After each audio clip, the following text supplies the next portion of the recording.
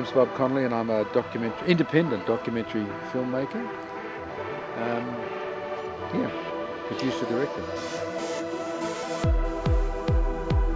Well, I've almost from the start tried to do as much of the distribution as myself as I could.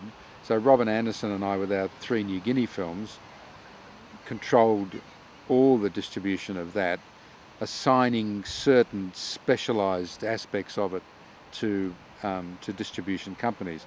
But I mean, for example, we were responsible with all 3 films for the international television distribution. But when it came to non-theatrical distribution in places like America, where there's a very big market, we sort of looked around and gave that to an independent distributor. Then, of course, we made Rats in the Ranks and Facing the Music through Film Australia, and of course we then had far less, I suppose, autonomy or authority, for that matter, to distribute them, because they were in a sense not our productions; they were Film Australia productions. But in the case of, say, Rats in the Ranks, we secured the 3 pre-sales internationally and got a distribution percentage for that. So in other words, we've always tried hard to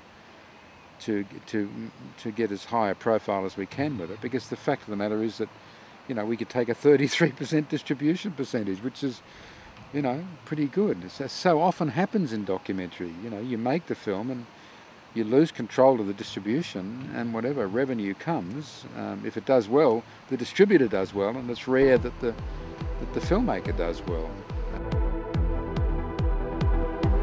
When it came to Mrs. Carey's concert, which we did through Screen Australia, we decided that we would control as much of the distribution ourselves as we could. I guess when we finished the film, we weren't really sure what its potential was, and so we didn't really want to make a hard decision about exactly what platforms we would control, if any, until we had some sort of idea about whether it was a goer or not, basically, because you never know when you finish a film how it's going to go down. I think the thing that I certainly thought that it had theatrical potential, and I have to confess, we did initially approach a couple of people about distribution. They weren't that interested, as it turned out. This is before, but the key to it was the premiere screening at the Adelaide Film Festival. Prior to that, we had sent the film to a couple of cinema, worthies, and they, while they hadn't rejected it, hadn't got back to us, so to speak. They said they quite liked it. I suppose the key person for me in terms of decision making was Glenys Rowe. We showed her the film, and she said, look, yeah, this has got theatrical legs. You won't make any money out of it, and you're only doing it really to set up a platform for DVD distribution. You ought to think about distributing it yourself, because otherwise you won't see a cent, of course. But be very careful before you make that decision, because you don't know what you're getting yourself in for.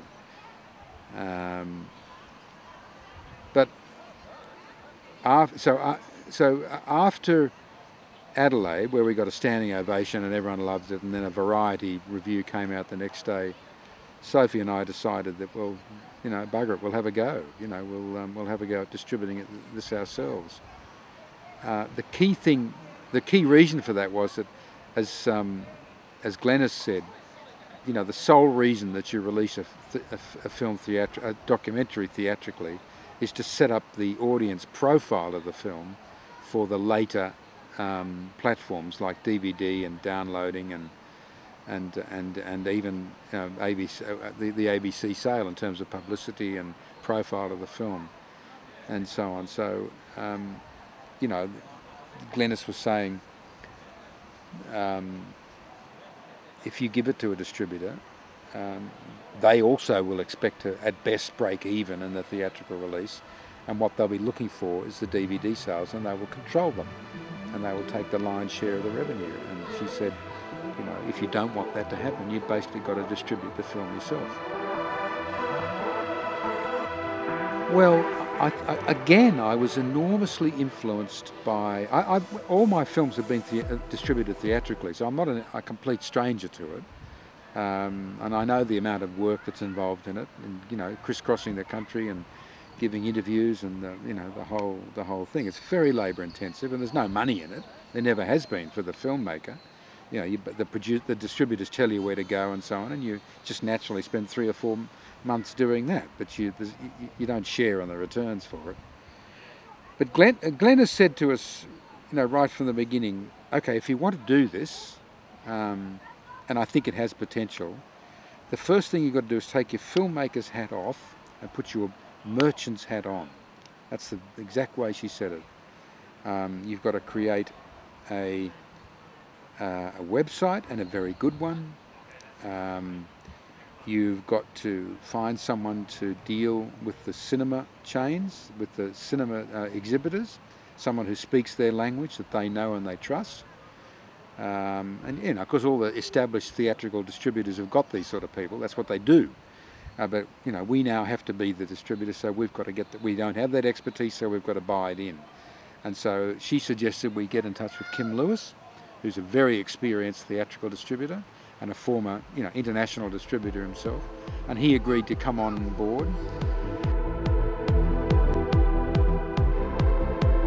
But the main thing that pushed me towards doing it was a seminar that I went to at Screen Australia about marketing. And there was an English guy there running a company, I can't remember the name of it, and he was talking about internet marketing of films.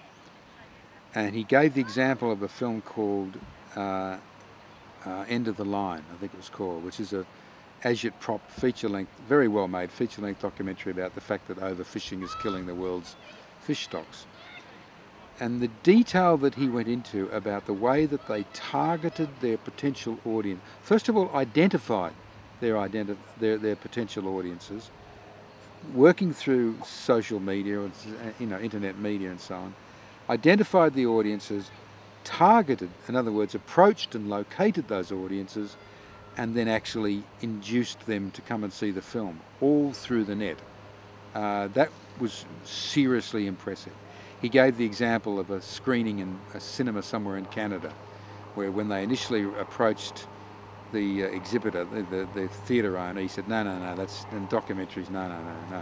And they said to him, well, our network research indicates to us that you've got a potential audience here in Ottawa of 30,000 people. And when they showed him what they were able to do, which was to have a look at the Facebook population in Ottawa, I think it was Ottawa, it might have been somewhere else, identify those people, contacted them, get a response from them, yes, I would be interested in seeing a film like that, profiling them, you know, tertiary educated, interested in events, in current affairs, etc. And gave this information to the cinema guy. He said, right, okay, done. And of course the thing ran for 6 weeks in the cinema, and I thought, hoo-hoo, this is a revolution. This is, you know, it's a different ball game now. And this guy himself said, you know, this is only going to get bigger. And the fact of the matter is that it's becoming now more and more possible for individual filmmakers to become their own distributors in this highly complex and difficult and sort of impenetrable sort of world. And the internet is the key to it. And the internet for us played a huge part in our distribution strategy from then on.